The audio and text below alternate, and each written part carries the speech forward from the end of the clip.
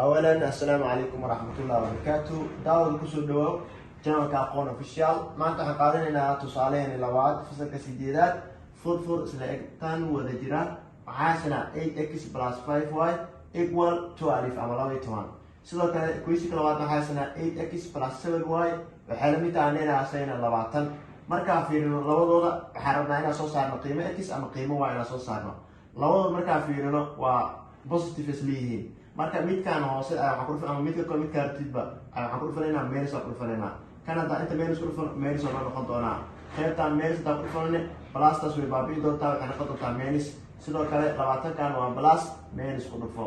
kadib maxaa dhici doona 8x waa kala jari doonaa oo isla bixi doonaan 5y iyo 7y way kala jarmi doonaan midka weyn calaamadiisa soo qaadanayna minus 2y waxay la mid tahay 20 iyo 12 waa kala jaraynaa oo positive iyo negative kala yihiin waxaa ka soo hari doona 8 oo minus ah meel waxaa qaybinaynaa minus 2 ayaa qaybinaynaa inta waxaa qaybinaynaa minus 2 y marka waxay la mid tahay minus iyo minus plus waa marka soo qaybino waxaa ka soo hari doona 4 qiimaha soo helay waa qiimo y waxaa raadinaynaa qiimaha x labada equation mid ka rabnaa soo qaadanaynaa kadibna ku bedelaynaa qiimaha y ku bedelaynaa tusaaleeda soo qaadana midka kore 8x soo qaadanay plus 5y waxay la mid tahay dheeraa 12 8 soo qaado x plus 5 y maxaa soo helnay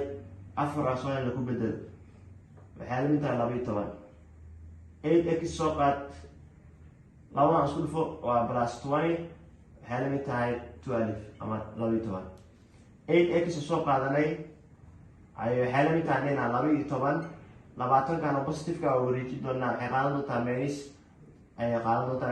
minus 20 8x waxay la mid tahay marka 12 iyo 20 kala jar waa minus 8y marka minus 8 meel walba 8 u qayb oo horgalaha x ah x marka waxay la mid tahay x waxay la mid tahay minus 1 sidaa darteed waxaan soo saarnay qiimo y oo 4 ah iyo qiimo x oo ah minus 1 aad u mahadsantihiin